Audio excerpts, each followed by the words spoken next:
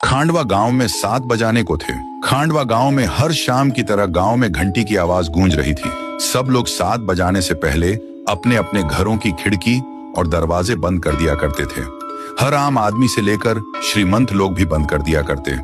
उसी गांव में राणा सा और उसका बेटा देव दोनों एक घर में रहते थे। राणा सा अपने बेटे देव को बोलते हैं, बेटा देव जल्दी जाके सारे खिड़की दरवाजे बंद करो, 7 बजने वाले हैं। बेटा देव खिड़की दरवाजे कस के लगाना और 7 बजने के बाद किसी से भी बात मत करना, और मैं जब तक ऊपर के खिड़की बंद कर देता हूं, ये बोलकर राणा सा ऊपर के कमरे चले जाता है। देव अपनी पापा की बात मानकर वो जल्दी से खिड़की बंद कर देता है और जाकर दरवाजा बंद करके जब वो लास्ट खिड़की लगा रहा ही होता है कि उसके सामने उसकी माँ अचानक आ जाती है और देव से कहती है, देव बेटा कैसे हो, मैं तुमसे मिलने आई हूं, मुझे पहचाना नहीं, मैं तुम्हारी माँ हूं बेटा। उतने में देव हिचकिचाते हुए कहा, मम्मी तुम यहाँ कैसे?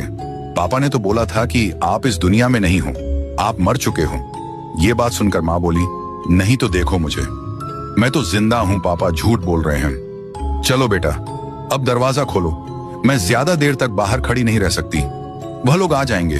फिर देव बोला, हाँ हाँ मम्मी मैं अभी दरवाजा खोलता हूँ। ये कहकर देव ने जाके दरवाजा खोल दिया। दरवाजा खुलने के बाद मम्मी अंदर आने लगी। दूसरी तरफ राणा सा नीचे आ गया। आते से ही उसने मम्मी को आते देख जल्दी दरवाजा बंद कर दिया और एक बाजू की खिड़की सब बंद करने के बाद राणा सा देव के पीछे गुस्से से आवाज लगाई। देव पीछे मुड़ा। राणा सा उसे फिर गुस्से से बोला, तुमने दरवाजा क्यों खोला? मैं मना किया था ना। फिर देव बोला, पर पापा बाहर मम्मी खड़ी थी। राणा सा बोला, शांत हो जाओ मैन, कहाँ था ना तुम्हारी, मम्मी मर चुकी है, मैं तुम्हें बाद में सब बता दूंगा, अब चुपचाप ऊपर जाकर सो जाओ। फिर देव तेजी से ऊपर सोने के लिए चला गया। देव अपने कमरे में आकर बिस्तर पर करवटें लेकर सो रहा था। देव को अपनी माँ की याद सताती गई। उसके मन में कई सवाल घूम रहे थे और जब सुबह हुई तो राणा सा देव को लेकर कहीं तो ले जाने लगा। वो देव को लेकर गांव के रास्ते पर लेके आया और देव को बोला, देखो बेटा ये वही रास्ता है जहां पर तुम्हारी मम्मी मरी थी। कैसे देव की मम्मी? राणा सा बताए गए रास्ते पर 7 बजे मारी गई। ये देखने के लिए पार्ट 2 का इंतजार करें।